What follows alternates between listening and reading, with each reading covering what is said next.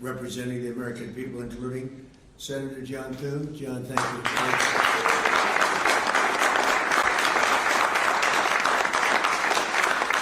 Senator John Barrasso. John, thank you very much. Senator Tom Cotton, wherever you may be. Tom, thank you. Thank you, Tom. Thank you. So, Senator Shelley Moore Capito, who can bring it back. Senator James Langford from one of my favorite states, 77 out of 77. 77 out of 77. Reagan was 56. That was the record. We got every one of them. Thank you, Jim. And a fantastic friend of mine and an incredible advocate during the election a year ago, Tim Scott. Thank you, Tim. So as you know, we are in the midst of a disastrous Democrat-created government shutdown, and it is Democrat-created, but I don't think they're getting really the blame that they should. That's now officially the longest shutdown in American history. The Democrat radicals in the Senate have shown zero interest in reopening the government. I don't think they'll act so soon. A lot of people disagree. I've been saying for the last 30 days, we've had 4 or 5 different points. Yes, sir, they're going to get it right now. We should have it done in a day. I've heard that about 4 times. I heard it after Kings. You know, they said I was a king. And I heard it after Kings. I heard it after a couple of other moments in time. And I said, no, I don't believe so. And now I heard it's after the election. I don't believe so. I think they will. I think they're kamikaze pilots. I just got back from Japan. I talked about the kamikaze pilots. I think these guys are kamikaze. They'll take down the country if they have to. So I don't think so. Millions of Americans are going to be without SNAP benefits. And I will say about SNAP benefits, so when I was president, we had $7 billion worth, and now they have many times that, because these benefits were given to anybody that asked. And they're up to, I hear, just many times, $47 billion. So it wasn't the purpose of SNAP. It was for people that really had problems, down and out, people that really had problems. But during Biden, they gave it to anybody that wanted it. I think it's something you have to talk about because the numbers are incredible. But countless public servants are now not being paid, and the air traffic control system is under increasing strain. We must get the government back open soon, and really immediately. We have to get it up. We have the hottest economy we've ever had, and it's affecting the stock market now a little bit. But the stock market, as of Friday, has hit many record highs during the last 9 months, many. And it will again. This is just the beginning, because when these plants that are being built right now start opening up, we've never had anything like this as a boom. There's a construction boom right now, but that's going to be bigger than that. That's going to be an economic boom as soon as they open up, and it's going to be something special. We have car companies coming in. When I was in Japan, Toyota, Mr. Toyota, I said, "What's your name?" "Toyota." I said, "Oh, you're rich." I said, "How much of the company do you own?" 92.1%. I said, "I'm glad you said the one. He wants to be there." I said, "You're a rich guy." And he said, "I'm investing $10 billion in the U.S." And you know who I'm talking about, right? You introduced me, Mr. Senator. You introduced me originally when you were the ambassador to Japan. He's still good. He's still strong. But he had no interest in investing in this country. Now he's investing $10 billion as of 1 week ago in building new plants. We have auto plants coming in incredibly, but we have AI and all of them. And we can't be extorted to give $1.5 trillion to people that came into the country illegally, many from prisons, many drug dealers. A lot of people came in from mental institutions.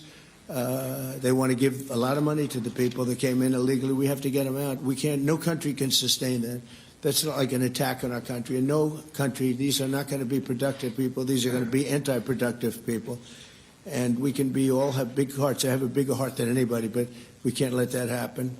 It's time for Republicans to do what they have to do, and that's terminate the filibuster. It's the only way you can do it. And if you don't terminate the filibuster, you'll be in bad shape. We won't pass any legislation. There'll be no legislation passed for 3.25. We have 3.25 years, so that's a long time.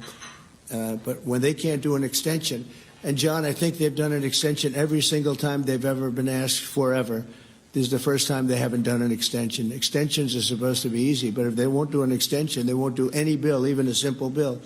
And we should do our own bills. We should get out. We should do our own bills. We should open up. We should start tonight with the country's open. Congratulations. Then we should pass voter ID. We should pass no mail-in voting. We should pass all the things that we want to pass, make our elections secure and safe, because California is a disaster. Many of the states are disasters. But can you imagine when they vote almost unanimously against voter ID? All we want is voter ID. You go to a grocery store, you have to give ID. You go to a gas station, you give ID. But for voting, they want no voter ID. That's only for one reason, because they cheat. We would pass that in 15 minutes. If you don't get it, you'll never pass that. You'll never talk about mail-in ballots. Mail-in ballots make it automatically corrupt. If you have mail-in ballots, automatically it's correct. Even Jimmy Carter, they had the Carter Commission after he got out of office, and he had a group of very distinguished people, Democrats and Republicans, and they passed, they recommended things take place. It was a long time ago. And they said about mail-in ballots, if there is mail-in ballots, there will definitely be corruption, because, you know, they pass through too many hands. I mean, you go in to vote, and they want your card. Even me, I went into Palm Beach. You go in to vote, they want your card. You're this, you're that. They say, I'm sorry to do this, sir, but I have to look at your identification. I said, that's all right. I love that. But, you know, you're really not going to get away with much. It was very, very professional, very good, the way it's supposed to be.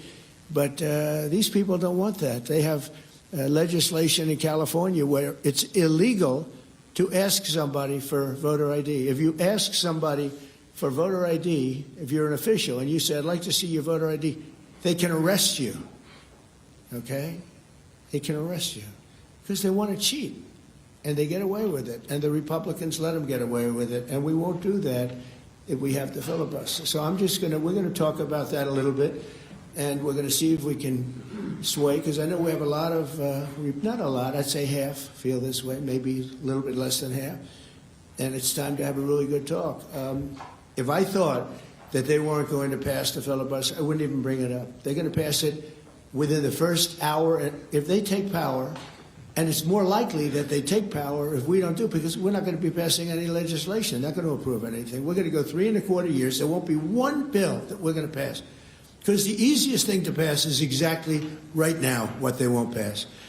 And they'll do that, and they'll wreak havoc. But let's assume they get it. They're doing it anyway, so it wouldn't matter. They're doing it anyway. And, you know, I have a case where I have great U.S. attorneys that can't be approved because of the blue slips. The blue slips, I think you should terminate blue slips, too. It's a mental termination because it's really a custom. But if you have a Democrat senator or two is bad, but it doesn't make any difference. If you have one senator writes a negative letter on some great U.S. attorney, we had it in Manhattan, Southern District. Jay Clayton, one of the most respected lawyers in the whole country, by far, one of the most respected, and couldn't get approved. The courts approved him. The courts couldn't believe it. They did it like instantly. He went to the best schools, got the best marks, top of his class. Everything was perfect. I mean, he was led the perfect life. Went to Sullivan and Cromwell. Almost immediately became the head of Sullivan and Cromwell. You know, the most prestigious law firm, I would say, in the country, just about. Whether it's Sullivan or 2 or 3 I could name, but Sullivan, I would say, really, maybe number one. He was the head of Sullivan and Cromwell for like 20 years. He went to the SEC, was flawless. He did it for me. He was the SEC chairman. He was flawless. Then he went to Apollo, where he was the chairman of Apollo, and was flawless. Everything went good. The stock went through the roof and everything. I asked him to go to the Southern District, and he said, I'll do what you'd like to do, sir. He's a very high-quality person. But he couldn't get approval from Schumer. Schumer didn't approve him. The best student, the best schools, everything. He's like flawless. And the courts actually said, you're not approving Jay Clayton, right, Lindsey? You heard this. The courts actually interceded, and they approved him. But that's an unusual guy. We have other people that are really good, but people don't know how good. Top students, top colleges, and they're U.S. attorneys, and they won't be approved. They're not going to be approved. We have one in Los Angeles who's phenomenal. No, the senators, the Democrats are, you know, again, they're kamikazes. The Democrats are not going to approve them. Blue slips are a disaster. So the only people I can get approved are Democrats. I was told that by the Democrats. We'll only approve Democrats. I said, really, is that right? Not going to work that way. Not going to work that way with me. But the blue slips are a total disaster. I have 10 people right now that are doing a phenomenal job, and they will be out of office pretty soon. They've got another 2-3 weeks, a couple of them, and then they're going to have to leave. And it's actually a blight on their record because, nobody knows why they left. But it looks like they served 8 weeks and then they had to leave. But they're not going to get the approval because the Democrat, radical left lunatic senators are saying you can't, we're not going to approve you. And if we're not going to approve you, I had actually one Republican who got 2 great letters, but it turned out that he was a rhino, but that was a nice term for him. Now, he got 2 letters of approval, and when I said 2 Democrats approved him, I had to fire him because I figured if 2 Democrats approved him, they wrote the most beautiful letters. I found out, man, this is strange. And he was no good. I fired him. He was really not much of a Republican. The recommendation of that one wasn't such a good recommendation. Someday I'll tell you who recommended him, but it wasn't exactly the best. But when I saw when I saw the 2 senators from Virginia gave him glowing marks, Tim, I said, let me see this. I read the most beautiful letters I've ever seen. I said, I called him up. I said, sorry, you're fired. Get the hell out of here. But it's a horrible thing. Blue slips is a horrible thing because I have the right to pick judges and I have the right to pick U.S. attorneys, and this takes away the right from me. And I think we're going to go to court on it, and we'll see what happens in court. But it gives the president, it takes away the right of the president to pick people to serve on the court and to serve as U.S. attorneys, which is very important. But the biggest thing is the filibuster. We have to get the country going.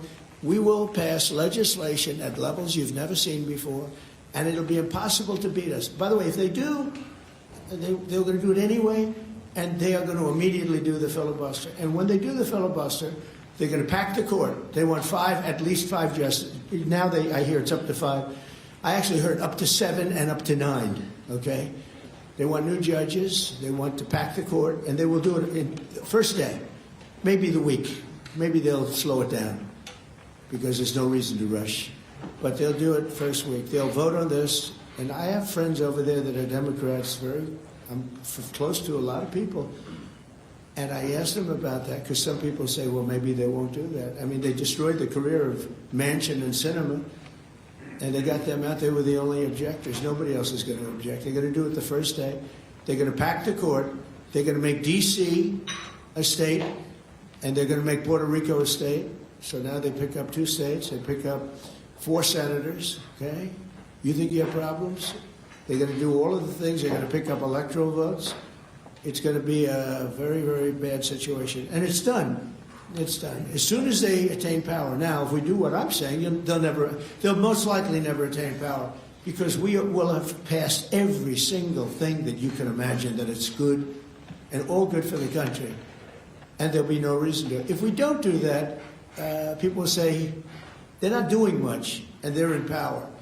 So the good news is we did the great, big, beautiful bill, and it's the greatest thing we could have done. And the smartest thing with John and our Speaker of the House, who's so good, Mike Johnson, we did all in one bill. If we didn't, John, it would be a problem because, we would have gotten a small piece passed. A lot of people wanted to do that. A lot of people in the room wanted to do that. They went along with me and John and everybody, and we got this thing passed. Honestly, it's 4 years' worth of goodies. No tax on tips, no tax on Social Security, no tax on, think of it, no tax on overtime. It's an unbelievable tax cut for the workers and for business, where business is going to create jobs, and we're creating jobs at levels that nobody's ever seen before. All these things are good. We have to be able to get the word out. If we don't get the word out, we're making a very big mistake. So I have this long, beautiful, and very boring speech. I won't bother reading it, but because we can just start talking. And I think it's very important. We have to get the country open, and the way we're going to do it this afternoon is to terminate the filibuster. And it's possible you're not going to do that. And I'm going to go by your wishes. You're very smart people. We're good friends. But I think it's a tremendous mistake, really. It would be a tragic mistake, actually. It's time. It's time. If I thought they weren't going to approve, I'd sort of be with you. It'd be fine. I'd be neutral to with you.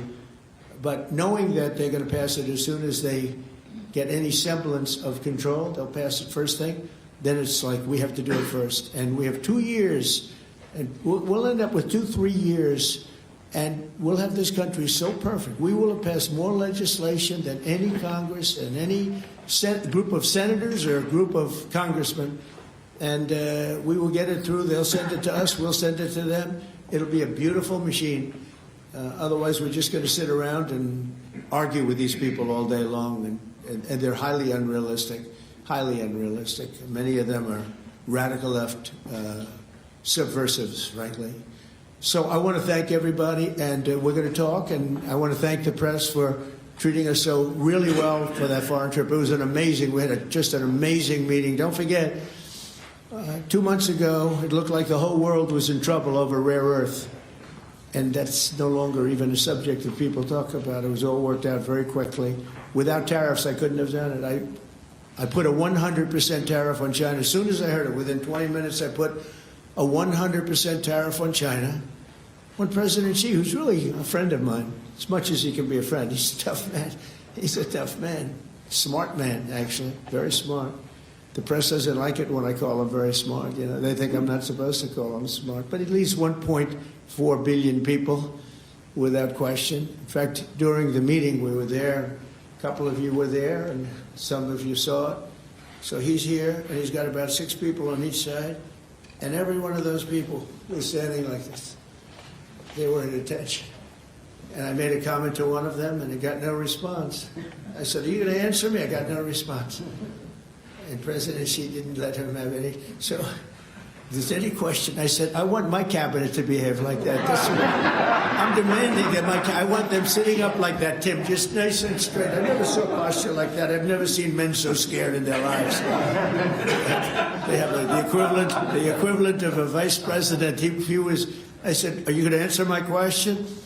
And he's like, he doesn't move. I said, "What's wrong with this guy?" "Oh, I will answer all questions." Why don't you behave like that? JD doesn't behave like that. JD butts into conversations. I want to have that for at least a couple of days, okay, JD? We'll keep you long term, but a couple of days of that would be very, very nice. Okay, I want to thank you, and we'll talk a little bit. And I see they set me up with a podium. I thought I'd just be sitting, but it's probably easier.